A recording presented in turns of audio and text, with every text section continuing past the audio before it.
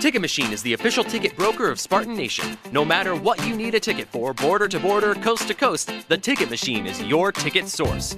So whether you need to get into the hottest concerts, the best sporting events, you want the best seats in the house, or you just want to get in the door, when you want to go to any event that requires a ticket, anywhere, border to border, coast to coast, it's always theticketmachine.com.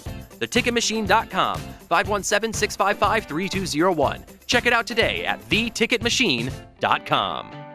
Dave, first of all, I guess, talk about the confidence you guys have in LJ to keep giving him the ball and what you saw to feed him late in the game continually.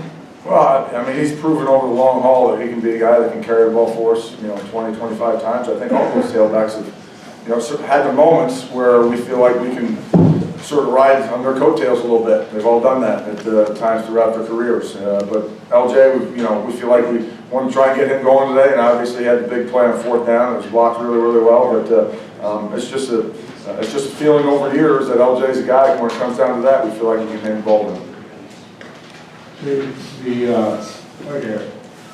Right in front of you. In the back. Right here, little guy, right? Okay. Getting old, my eyes are going bad. The touchdown run by Brian, that was a designed run, correct? Correct. But that wasn't designed for 61 yards. That's a 5-10 yard play, right? They're all designed for big touchdown runs, but they don't always work that way. I mean, were you surprised he had that chance? No.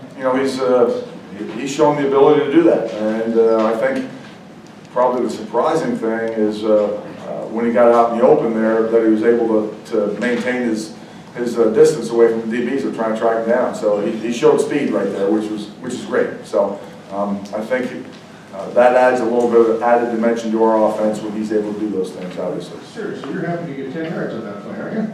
Yeah. Oh yeah. Yeah. Just the threat of the quarterback carrying the football for 10 yards is something that I think helps us overall offensively.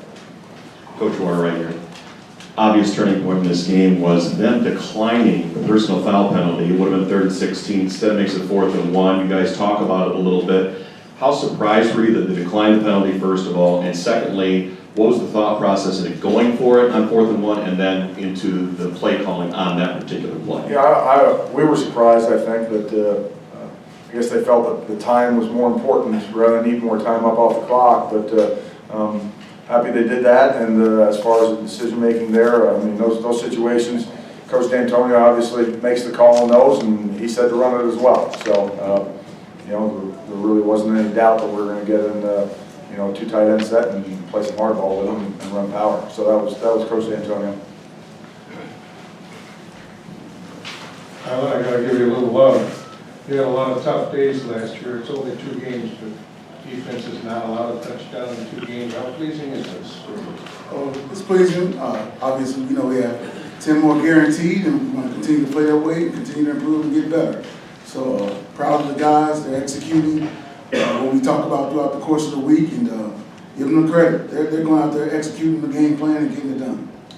Harlon, with the pressure in particular, what I guess in particular is improved on this year as far as the pass rush compared to last year? Well, we've made some tweaks and some things that we do. I'll let you guys try to figure that out what they are as you watch the film. But we tweaked some things up and it's made us better. As I said before, people study the champs. They study us to see how you beat them. And they talk about you. And they found out ways to do certain things against us that we were doing for years. And so we had to change some things up and to help us be more effective. And we did, and our guys executed. Over here, it seemed like early last week, maybe in that first quarter defensively, they had a few receivers get behind you and find openings. There wasn't as much of that today.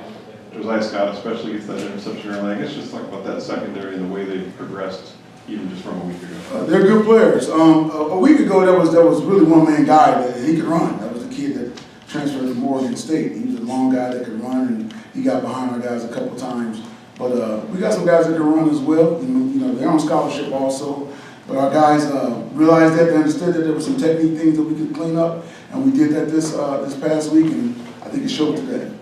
Harlon, can you talk a little bit about did you guys expect to shut them down as much as you did for most of the game in the run game like you did? Well, the goal was to stop the run. That's the goal every week, but we knew for sure they were going to come here and try to run the ball on us, and so our guys stepped up to the challenge.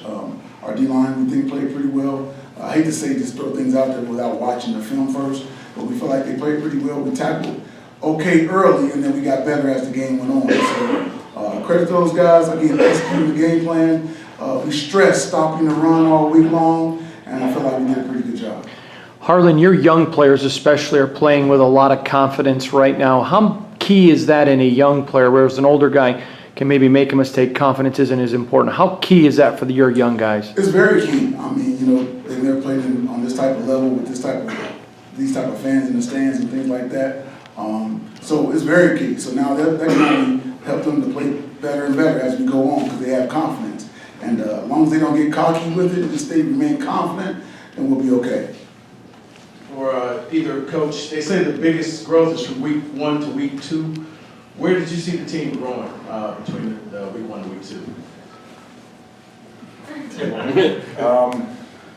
I guess, you know, you go into the first game, you always have question marks about, you know, how good you think you can be, how some young guys are going to perform. And I think after that first week, we sort of answered some of those questions, and some of those guys stepped up, and I think they've grown. As Harlan just said, the confidence factor certainly grows as guys gain experience and come out of games with wins. So I think that's probably the biggest thing is just from a confidence standpoint, I think our guys approach this game probably a little more confidence and an understanding of what to expect to go out there when they went out there. Coach Warner, following up, second straight week, there's a strip fumble for a touchdown the other way. You're able to accommodate for that on the back end and control the game, but that could be a concerning thing going forward. How do you coach ball security on offense? Well, you know, we stress the heck out of it. We always have. Our success around here has been built on turnover ratio throughout the years. You know, we were always top, and you know, a couple of years ago, we were top couple in the country turnover ratio for years. Obviously unacceptable. It's something we continue to stress, but obviously we need to do more of it because you can't do it. I mean, besides the strip fumble, we had a fumble snap in the ground, and another ball came loose when Brian was scrambling around. So can't have those. Can't have those. 2 weeks in a row. Obviously, we need to fix it. Coach Warner, how much of your success in the run game do you think has come down to Lucas and Sokol, 2 guys that have stepped in their first year as starters? I think they've done a great job. Not sure how many plays Colin was in there, but he's done a good job. We've had fullbacks around here for years that get 25, 30 plays a game, and that's about it, and they perform very well. But Colin has stepped into that role, as has Matt Sokol, and has performed very well. And that's key. Those fullbacks are key to what we do in the run game. Graham with the last one. Just wondering how familiar you guys were with Darius Phillips in recruiting. He seems like a guy who could play anywhere, and what his story was, what he was the high school prospect, allowed him to get to Western. As familiar as you were. I mean, he probably came to camp or something like that. But for me to get up here and say, "Hey, you knew about that guy," because that guy can play. He's a good player. He's a good player. I mean, some people develop a little bit later. We might have had guys. We have to go back and look at that. Did we already have guys committed or what? I mean, he is at Western, and so I mean, a lot of people overlook him. But the young man is a good football player, from what I've seen today.